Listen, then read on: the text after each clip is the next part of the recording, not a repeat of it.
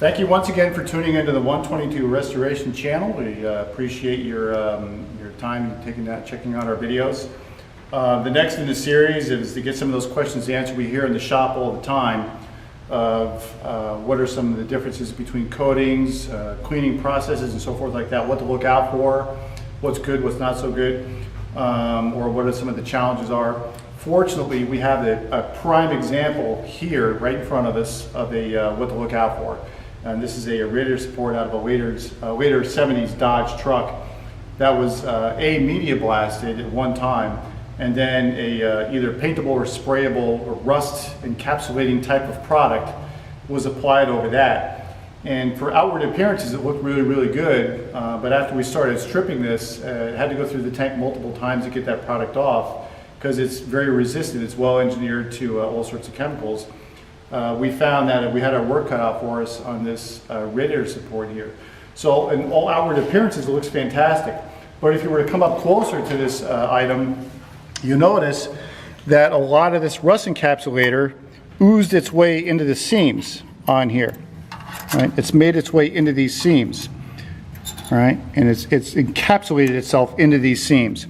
So the challenge is, what the tank won't get out, we have to come around by hand, inch by inch by inch on this support here and get all this out of here by hand.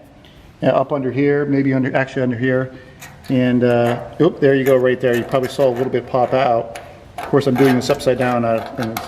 Really, oop, there's a little bit more right there.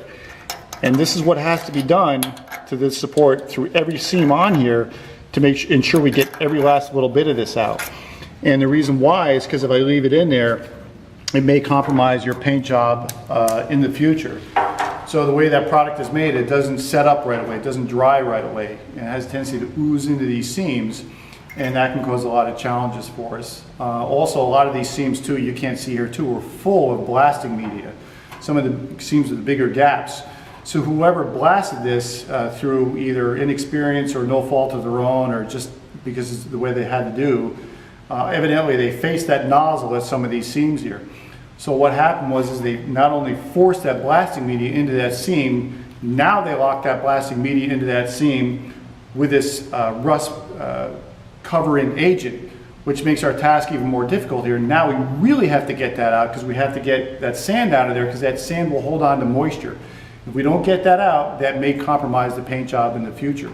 So these are the challenges we run into with these exotic type coatings here. So as a consequence, these take some extra time to get out, and most of the strippers around the country probably have the same challenge too. Again, to do this absolutely corrected, be 100% thorough, the entire support has to be gone through with one of these inch by inch by inch to get that product out of there.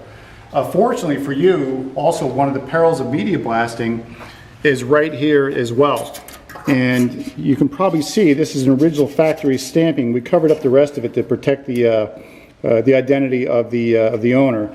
However, if you notice, if the clarity is good enough, you can see that some of this is actually fuzzed out a little bit. So this media blaster, he or she, spent maybe a little bit too much time on this area right here, and they reduced the sharpness dramatically of this stamping. Right? A lot of people say, well, why does that matter? Well, if this was a high-dollar vehicle and you had to get this appraised, you may run into challenges with these stampings. If they're all fuzzy, now the appraiser can't read them all that well. Or if it's an exotic collectible or whatever it may be, and you're trying to get it judged, a lot of those cars will, the judges will look for these stampings. If they can't read these stampings very well, that might cost you points or might cause you a lot of problems in the future. So it looks okay now, but after you put a coat of paint or a coat of primer and then a coat or two of paint on there, that stamping might disappear. So the challenge with media blasting is if the good media blasters know to avoid those stampings and try not to damage those.